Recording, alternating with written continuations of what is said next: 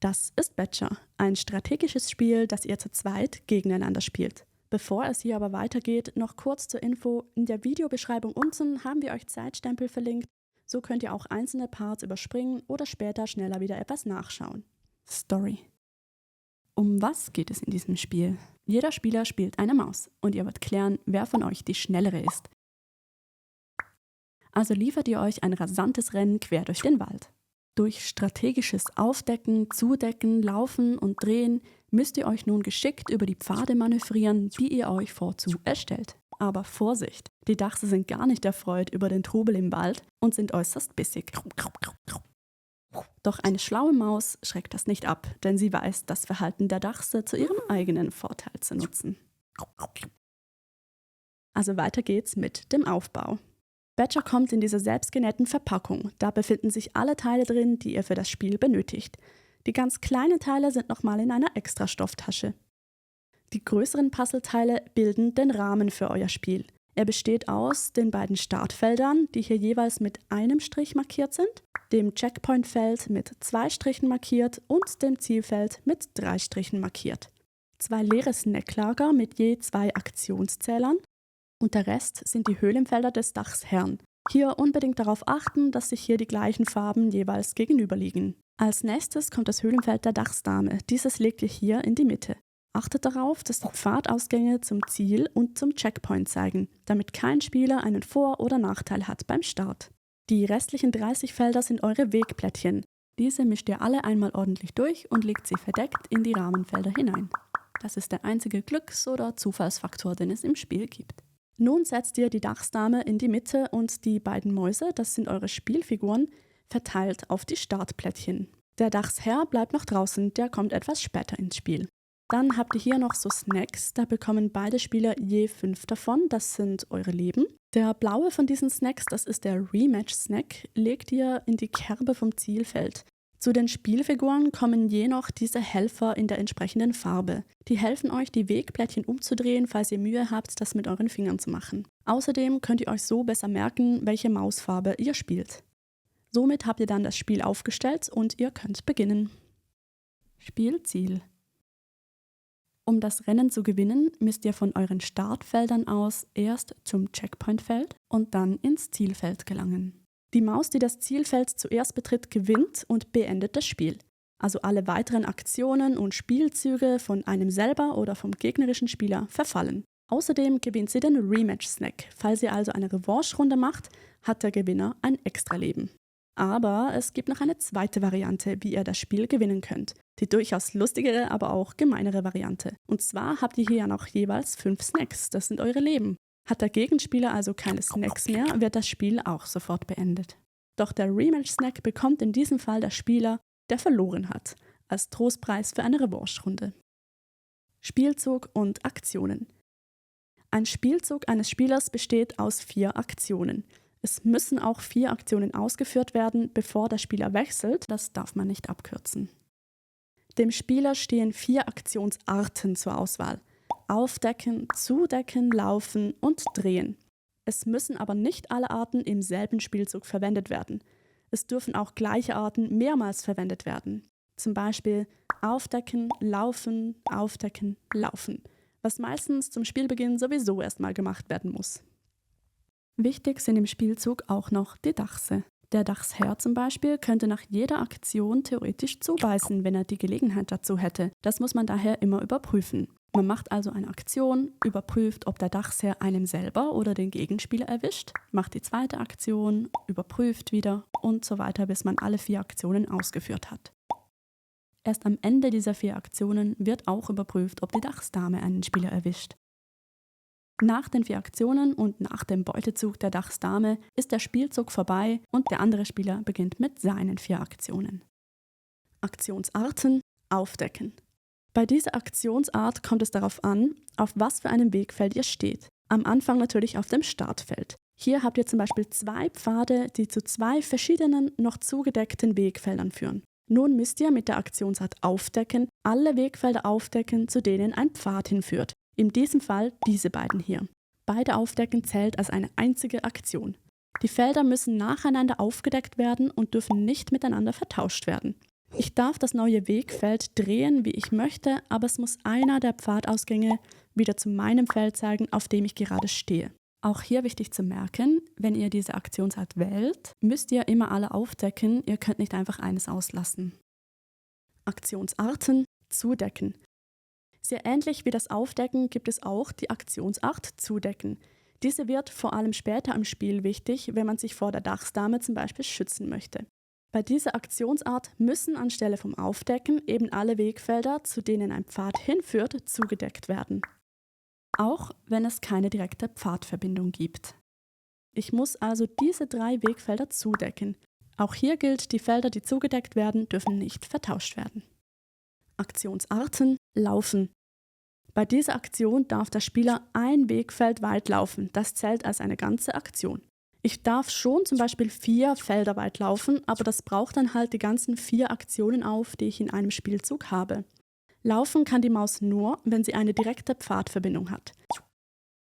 Es dürfen grundsätzlich alle Feldarten betreten werden, dazu zählen auch die Höhlenfelder des Dachsherrn und der Dachsdame. Die beiden Mäuse dürfen auch auf demselben Feld stehen. Aber ganz wichtig, pro Spielzug, also innerhalb der 4 Aktionen eines Spielers, darf das gleiche Wegfeld nicht zweimal betreten werden. Das gilt auch für das Ausgangsfeld. Zum Beispiel dürfte ich hier nicht im Kreis laufen und natürlich auch nicht so hin und her. Aktionsarten drehen. Die letzte der Aktionsarten ist das Drehen. Und zwar darf ich entweder mein eigenes Feld oder ein angrenzendes Wegfeld drehen. Sogar die Dachsdame. Nur die Rahmenfelder können logischerweise nicht gedreht werden. Drehen heißt, ich kann es aufheben und beliebig weit um die Ecke drehen. Es muss dabei keine Pfadverbindung mehr entstehen. Ich kann es also auch brauchen, um mich zum Beispiel von der Dachsdame zu schützen. Ich darf auch das Feld mitsamt meinem Gegenspieler darauf drehen, wenn dieser sich auf einem angrenzenden Wegfeld oder auf demselben Feld befindet wie ich. Hier gibt es einfach noch die Bemerkung, dass man diese Aktion in einem Spielzug nicht zweimal direkt hintereinander auf dasselbe Wegfeld anwenden darf. Das Verhalten der Dachse.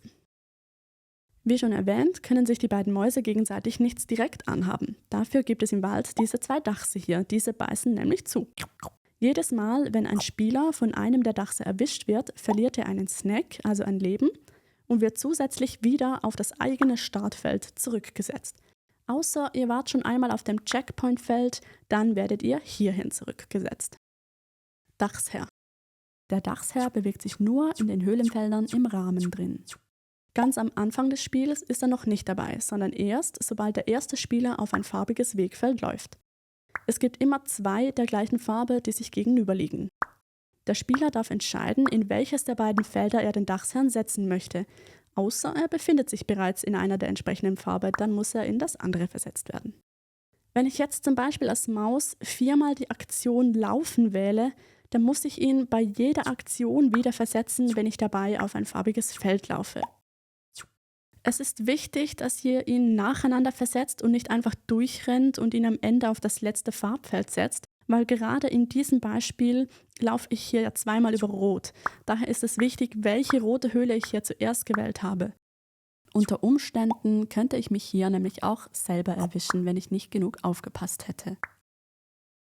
Nun zum Angriff des Dachsherrn. Er hat nicht so einen weiten Radius wie die Dachsdame, das heißt, er geht gar nicht erst aus seiner Höhle hinaus, sondern wird nur gefährlich für die 3 Wegfelder, die gerade an seine Höhle angrenzen.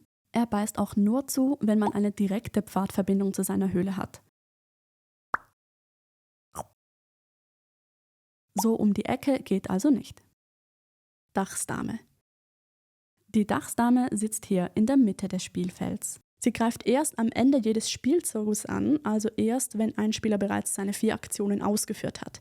Sie verlässt dann ihre Höhle und sucht alle Pfade ab, die mit ihrem Höhlenfeld verbunden sind. Dabei frisst sie alle Mäuse, die sie auf ihrem Weg antrifft.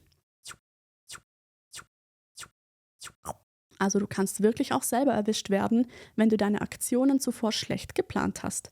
Sie wird von nichts aufgehalten, also sie geht auch über Startfelder, über den Checkpoint und auch das Zielfeld. Außer in die Höhlen des Dachsherrn geht sie nicht, diese unterbrechen ihren Pfad. Nach ihrem Beutezug kehrt sie wieder zurück auf ihr Höhlenfeld in der Mitte des Spieles. So bleibt sie also nie irgendwo draußen stehen. Effektfelder. Jetzt gibt es aber noch 3 verschiedene Effektfelder. Die machen das ganze Rennen ein bisschen interessanter und gefährlicher.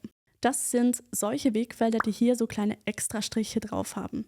Die Effekte werden erst ausgeführt, wenn der Spieler auf solch ein Feld drauf läuft, also nicht beim Aufdecken, sondern nur beim Betreten.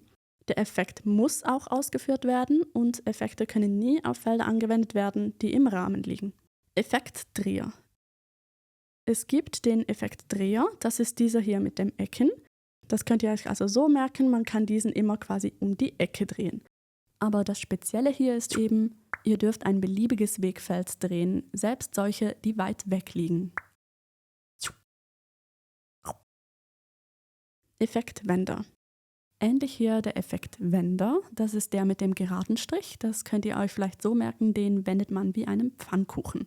Mit diesem könnt ihr ein beliebiges Wegfeld auf dem Spielfeld entweder auf- oder zudecken, also eben wenden. Was hier nicht geht, ist aber das Höhlenfeld der Dachsdame oder das Feld, auf dem gerade euer Gegner steht. Wichtig hier, wenn ich Aufdecken wähle, dann darf ich dieses Feld so hinlegen, wie ich möchte. Ich muss dabei auf keine Pfadverbindungen achten.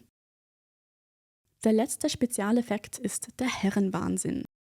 Diesen gibt es jeweils einmal in jeder Farbe der Dachsherr Höhlen, also in Rot, Gelb und Grün. Wenn ein Spieler dieses Feld betritt, dann zählt zuerst einmal die Farbe, also der Dachsherr wird verschoben. Danach beißt er einmal wild um sich und erwischt jeden Spieler, der auf einem der 3 angrenzenden Wegfelder steht, egal ob er eine direkte Pfadverbindung hat oder nicht. Danach beruhigt er sich wieder und verhält sich wieder wie gewohnt. Reihenfolge der Handlungen. Und zu guter Letzt kann es natürlich vorkommen, wenn ihr bestimmte Aktionen macht, dass dies mehrere Handlungen auslöst. Die Reihenfolge dieser Handlungen ist dabei natürlich ausschlaggebend. Als erstes zählt immer die Farbe des Wegfeldes. Der Dachsherr wird umplatziert. Als zweites wird der Effekt ausgeführt. Und erst dann werden Dachsangriffe ausgeführt. So, das waren jetzt zum Glück auch alle Regeln. Schreibt doch unten in die Kommentare, falls ihr noch Fragen habt oder euch irgendetwas unklar ist, dann beantworten wir das gerne für euch. Bald kommt auch ein Video, wo wir Badger einmal ganz durchspielen, dann könnt ihr mal schauen, wie das so aussieht. Wir werden es auch mit kommentieren. Bis dahin jedenfalls vielen Dank und viel Spaß beim Spielen. Tschüss!